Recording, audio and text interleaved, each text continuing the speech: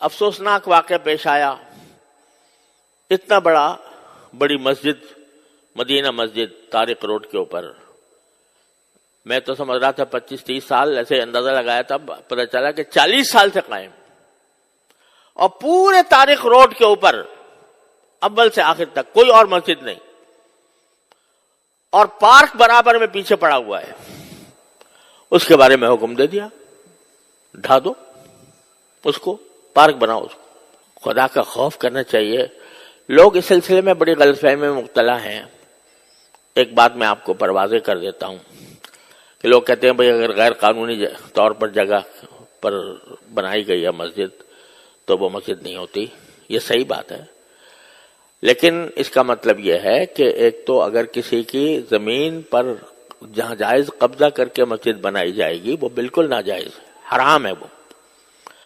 اسی طرح اگر کسی سرکاری جگہ پر بنائی جائے گی تو بھی اصل بات یہ ہے کہ نہیں بنانی چاہیے.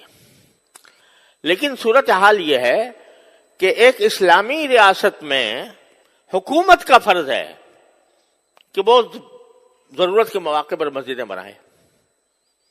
اس کا کام ہے یہ. الذین ان مکناہم فی الارض اقاموا الصلاۃ.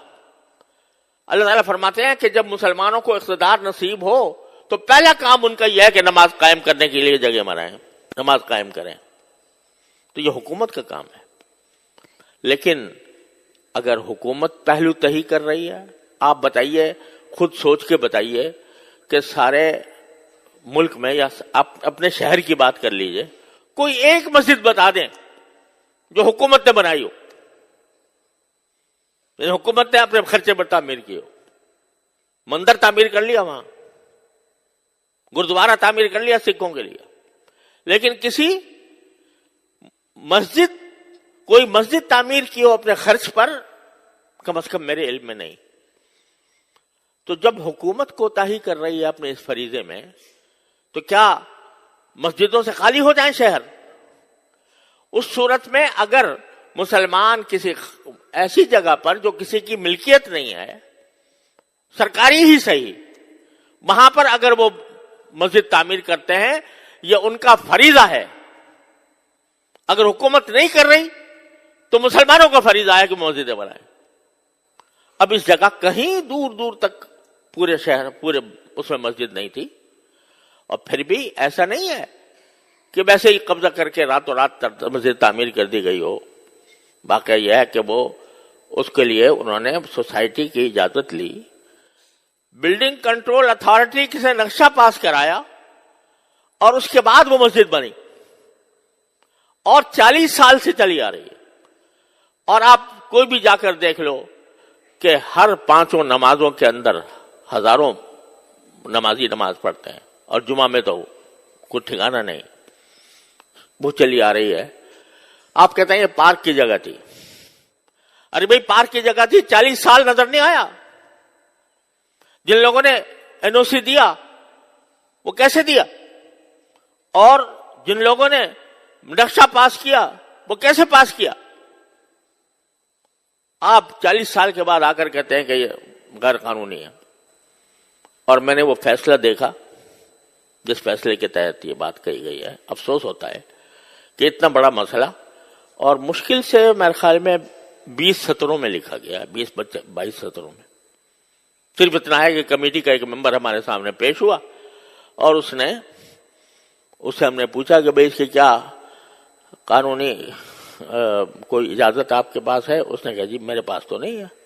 اب ایک ممبر ہے کمیٹی کا، کوئی صدر بھی نہیں، سیکریٹری بھی نہیں، مسجد کا متولی بھی نہیں. اس سے پوچھ لیا، اس نے کہا جی میرے پاس تو نہیں ہے. کہنے کا معلوم ہو گیا کہ کوئی نہیں ہے، لہذا اس کو 1 ہفتے کے اندر ختم کر دو. تو بڑا افسوسناک قسم کی بات ہے.